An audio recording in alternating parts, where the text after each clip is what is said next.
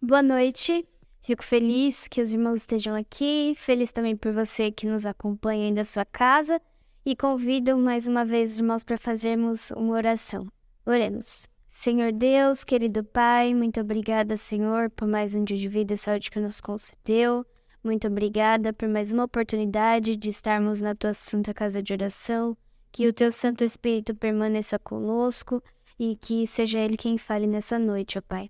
Que o Senhor possa abrir as nossas mentes e os nossos corações para ouvir e para colocar em prática o que o Senhor tem a nos dizer. Em nome de Jesus, amém. Bom, o tema que nós vamos falar nessa noite é algo que até mesmo eu tenho dificuldade, que eu tenho que treinar mais na minha vida. E acredito que seja algo que muitos de nós temos dificuldade também. Que eu vejo que é muito comum, eu estava até conversando com o Léo esses dias, ele falou que também tem esse problema. E isso é porque, na verdade, eu acredito que seja um mal de brasileiro, principalmente. Muitos gringos reclamam disso, né? Que é dizer não. Tanto que eu coloquei como título dessa pregação o dom de dizer não, porque nos dias de hoje, principalmente pra gente, é tão difícil dizer não que eu digo que é um dom, porque nem todos têm. E é algo que a gente tem que estar treinando a cada momento. E o pessoal estrangeiro, eles reclamam disso quando vem pra cá ou quando topam com o brasileiro por lá, porque eles não... A gente tem medo de magoar as pessoas e às vezes a gente fala assim, não, eu vou. Aí depois dá uma desculpa, ou simplesmente não aparece. Ou se não, ao invés de dizer simplesmente que não quer ir, que não vai conseguir, dá aqueles rodeios. E eles não entendem isso, porque eles já dizem quando não querem, quando não estão satisfeitos. São pessoas que falam as coisas assim na lata, sabe? E a gente tem realmente essa dificuldade. Mas aí surgem algumas perguntas quando paramos para pensar sobre esse assunto. E uma delas é por que eu devo dizer não? Por que é importante eu falar essa palavra que é tão pequena, mas ainda assim tem um impacto tão grande? Então, gostaria que os irmãos abrissem as suas Bíblias no livro de Gálatas, capítulo 5. É um capítulo bem conhecido dos irmãos. Não vamos ler os frutos, do Espírito e nem a parte da carne, mas vamos ler a parte anterior a elas, que está no versículo 15. Gálatas 5, verso 15 em diante. Diz assim: Se vós, porém, vos mordeis e devorais uns aos outros, vede que não sejais mutuamente destruídos. Digo, porém, andai no Espírito e jamais satisfareis a concupiscência da carne, porque a carne milita contra o Espírito, e o Espírito contra a carne, porque são opostos entre si, para que não façais o que porventura seja o vosso querer, mas se sois guiados pelo Espírito,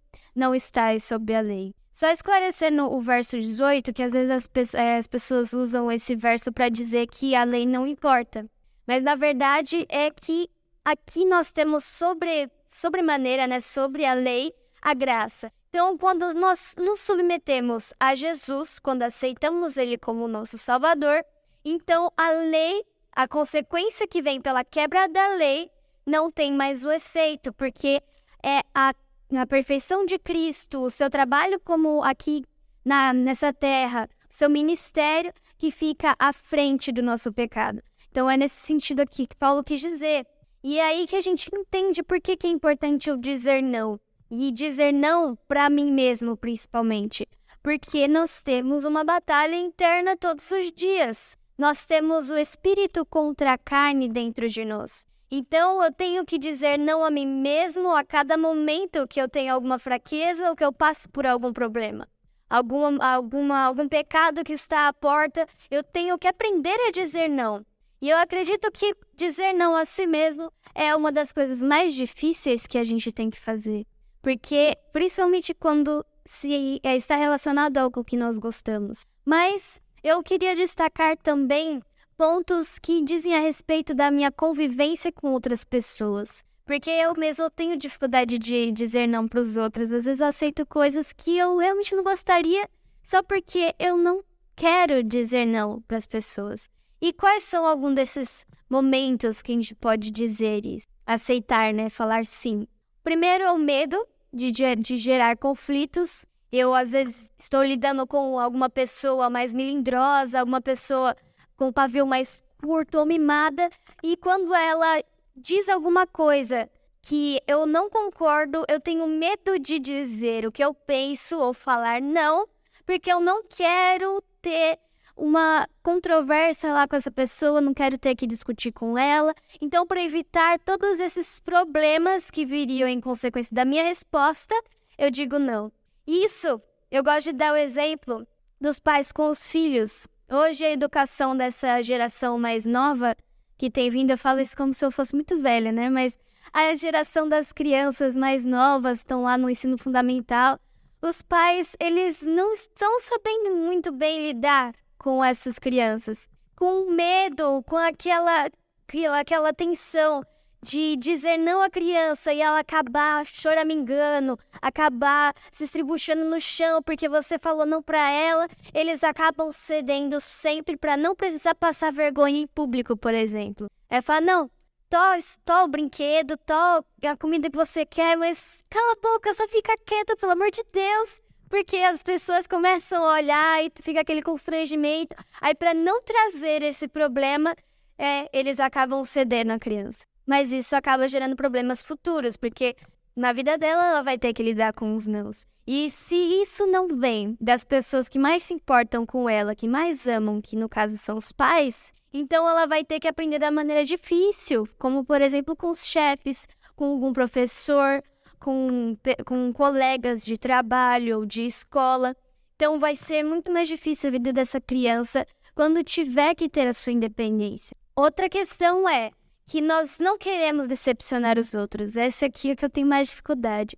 Porque às vezes tem uma pessoa que você gosta muito, que você tem um carinho muito grande por ela, aí ela fala, Esther, vamos lá no shopping fazer alguma coisa, não sei o quê, e você com medo de deixar ela triste, não querendo deixar ela chateada. Aí você fala, tá bom, vamos lá, mas você não queria ir. Nossa, ainda mais eu que já tenho, eu gosto de planejar um dia inteiro na minha cabeça. Aí, se acontece alguma coisa que quebra esses planos, aí eu já fico chateada, já fico irritada, eu não gosto. Mas às vezes quando vem alguém que eu gosto muito dela, às vezes eu cedo ainda assim, porque eu não quero magoar a pessoa, só que dentro de mim eu tô, puxa vida, eu tinha outras coisas pra fazer, eu não queria ir pra esse lugar, e a gente acaba indo mesmo a contragosto, ou se não, futuramente arranja uma desculpa e não vai. E com nós mesmos, uma coisa que pode acontecer é a indecisão. Eu não sei o que eu quero, então eu não digo nem que não e nem que sim. Fala, não sei se eu vou comer um doce ou se eu vou comer um salgado. Eu não sei se eu vou mais cedo para tal lugar ou se eu vou mais tarde. Eu não sei se eu uso essa roupa ou se eu uso aquela outra. E aquela indecisão acaba gerando um conflito interno. Você nunca sabe o que vai fazer. E todas essas questões, todos esses problemas em dizer uma palavra tão simples como o não, geram um problema dentro de si. Gera a infelicidade dentro de nós. Porque, querendo ou não, nós acabamos perdendo a nossa essência quando isso acontece. Eu não tenho mais minha vontade própria. Eu não sei dizer não pra ninguém, não sei dizer não nem pra mim mesmo. Então, eu não sei mais nem quem eu sou, porque eu não tenho minha própria vontade. Ou se não, uma vontade boa, uma vontade certa, correta. E acaba que eu não tenho mais limite pra nada. As pessoas não conseguem respeitar os meus limites porque eu não consigo impor a elas. E isso gera um problema principalmente espiritual. Porque imagina se isso aqui eu dei questões simples. Mas imagina quando uma colega, mesmo que você considere muito, te chama, por exemplo, para beber. Ou te chama, por exemplo, para um happy hour na sexta-feira à noite. Como é que fica? Você vai dizer não, vai conseguir dizer não, porque está relacionado aos seus princípios? Ou você vai acabar cedendo porque não consegue dizer essa palavra? É complicado, é algo que está muito mais além do que isso. As pessoas, às vezes, entendem o não como sendo uma palavra negativa, mas, na verdade, o não é libertador. Nós pegamos, por exemplo, os mandamentos. Eu tiro esse exemplo, foi o Rodrigo Silva que deu. Fala, os mandamentos, E a própria palavra não, ela tem um sentido mais negativo, né? Se fala não, você fecha a boca para falar não. O sim é o contrário, você já fala sim, você é aberto, você fala quase sorrindo. Então as pessoas têm a tendência de levar isso como algo mais positivo. Mas a verdade é que quando você pega, por exemplo, é meu aniversário, vamos supor, e todas as pessoas elas têm que me dar um presente. Se eu falo, olha, você tem que me dar um carro azul, elas vão ter que me dar tem que obrigatoriamente me dar um carro azul de presente, porque fora disso, elas não sabem se seria certo dar ou não. Agora, quando eu falo, olha, não me dê uma folha de papel, ou senão não me dê o carro azul, eu posso dar qualquer outra coisa. Porque a única especificação foi, eu não quero isso. Então, tudo que não estiver nesse isso que eu especifiquei, eu posso dar. Então, se eu quiser, eu posso dar até uma folha de papel amassada de presente que vai estar dentro do combinado. Posso dar qualquer coisa que eu quiser. E com a lei é o mesmo princípio. Se eu pego lá os 10 tópicos dos mandamentos, eu não posso matar, não posso roubar, não posso ter outros deuses. Tudo que está fora dessa profundidade da lei, estudando de maneira profunda, eu posso fazer. Então, na verdade, o não ele é libertador, que é o que estávamos falando para o meu próprio psicológico, se torna algo libertador. Eu vou me tornar uma pessoa muito mais feliz, sabendo dizer essa palavra. E olha só o que mais a Bíblia tem a respeito disso, que um cristão deve ter como base do seu caráter. Mateus 5, verso 37. Mateus capítulo 5, verso 37. Diz assim: seja, porém, a tua palavra sim, sim, não, não. O que disto passar vem do maligno. Porque o cristão ele deve ser uma pessoa decidida. Ele tem que saber o que quer. Ainda mais quando a gente tem princípios muito bem claros na Bíblia. A gente sabe o que é certo e o que é errado. A gente sabe o que a gente pode fazer e o que não pode fazer. Então, para nós é muito mais fácil eu conseguir falar sim e não do que para quem está lá fora, está do lado de fora. Então, mais do que os outros, eu tenho que ter essa capacidade dentro de mim de saber a hora de ceder e a hora de não ceder.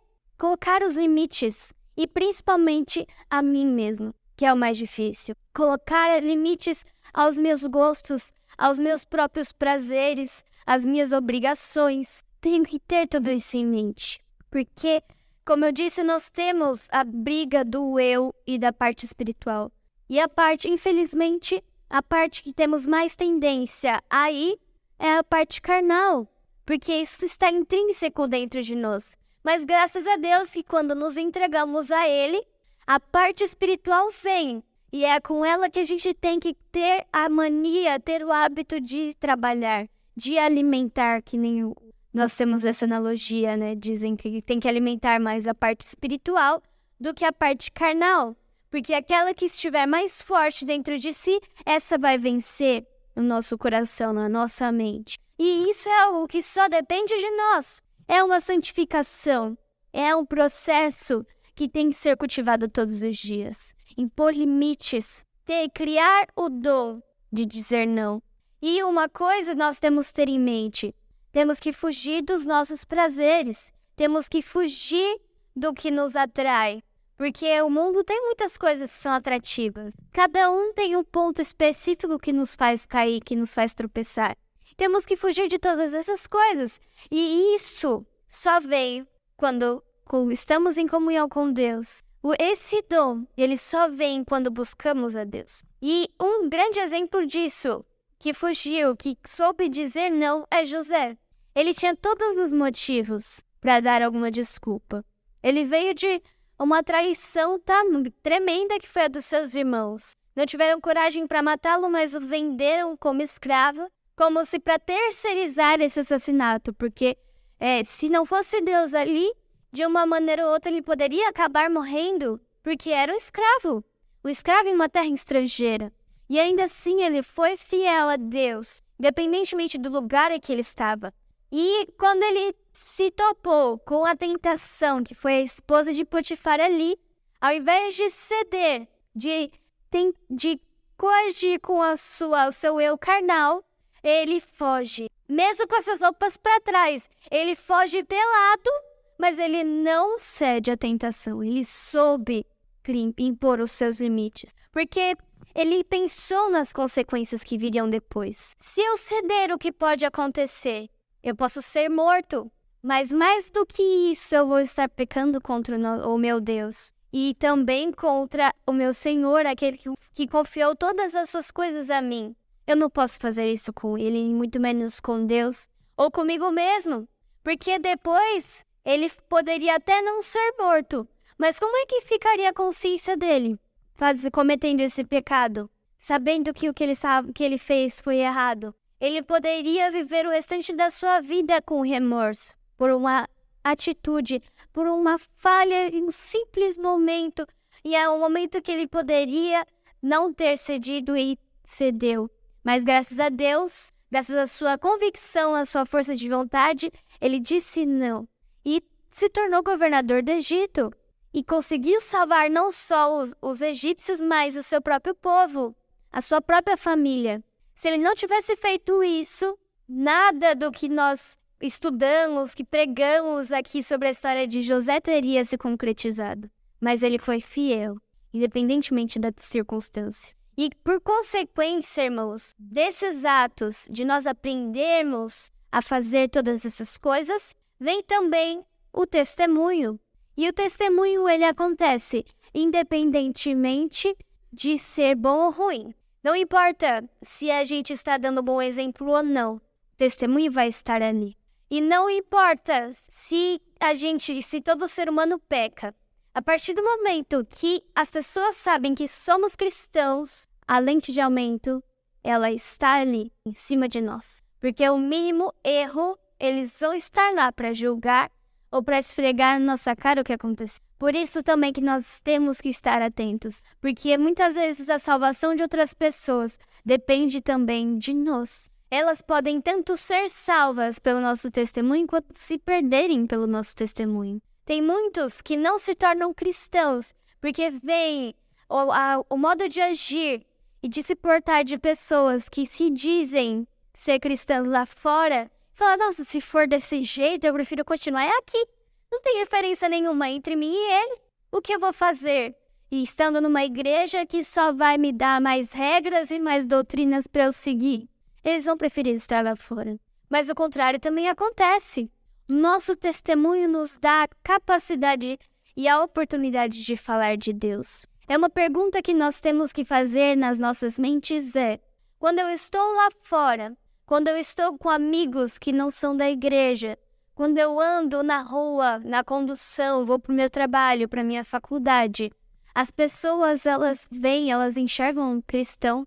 Até a nossa roupa pode dizer quem somos. Às vezes o pessoal gosta de falar que não, né? Que não importa o que você use, o que importa é o coração. Mas quando você vê uma pessoa com cabelo, um homem, por exemplo, de cabelo comprido, roupa toda preta, lá com as tatuagens e tudo mais, você automaticamente, isso é do ser humano, não tem como fugir. Automaticamente você pensa que é o quê? É um roqueiro, ou é um gótico. Agora, quando você vê um outro homem com aquelas bermudonas assim, camiseta de time, aquele óculos Juliette e o celular com som na mão, você vai falar, é um funkeiro. E ao mesmo tempo, quando você vê uma moça de cabelo comprido, saia, e você olha para ela, você fala, é uma moça da congregação. Não tem como! A pessoa olha para você e automaticamente ela já coloca um estereótipo na sua testa. Independentemente de você querer ou não, o modo de você falar, a maneira que você age e até mesmo as suas roupas dizem muito sobre quem você é. E a Bíblia, ela deixa muito bem claro, é por isso que ela nos aconselha a nos prevenir sobre isso, para que a gente não dê um mau testemunho e, consequentemente, leve o nome de Deus em vão. Porque que nem estávamos falando aqui, que a lei ela é muito mais profunda do que aparenta ser quando a gente apenas lê ela. Tomar o nome de Deus em vão não é apenas falar a palavra, o seu nome, Deus, em momentos banais do dia a dia. É você também saber que é cristão, os outros saberem que você é cristão, carregar o nome de Deus nas suas costas e ainda assim você não agir como uma pessoa que foi transformada por Jesus. As pessoas vão ter aquilo que eu falei, elas vão falar: que cristão é esse? Que pessoa, que adventista é esse? Isso é o que a gente não pode deixar que elas se questionem. E essa mudança, ela só acontece se nós permitirmos. Se eu deixar Cristo agir em mim. Se eu vir com a vontade, Deus, ele vai vir com a transformação. E, consequentemente, teremos, então, o dom que deveríamos todos ter, que é o dom de dizer não. Em todos os sentidos, como podemos ver aqui. E olha o perigo de não exercitarmos isso. Romanos 1, 28. Romanos capítulo 1, verso 28. E por haverem desprezado o conhecimento de Deus, o próprio Deus os entregou a uma disposição mental reprovável para praticarem coisas inconvenientes. Em outras palavras, as pessoas, essas aqui que estão descritas em Romanos, elas estavam com seus gostos tão pervertidos, a sua vontade tão pervertida, elas não conseguiam mais impor limite a si mesmas, que Deus não conseguiu mais agir sobre elas. Ele falou: olha, tudo bem, já tentei conversar com vocês não me ouvem. O mal estava tão intrínseco nelas, elas estavam tão anestesiadas pela voz de Deus, que ele não conseguia fazer mais nada a respeito delas. Então ele falou: façam o que vocês quiserem.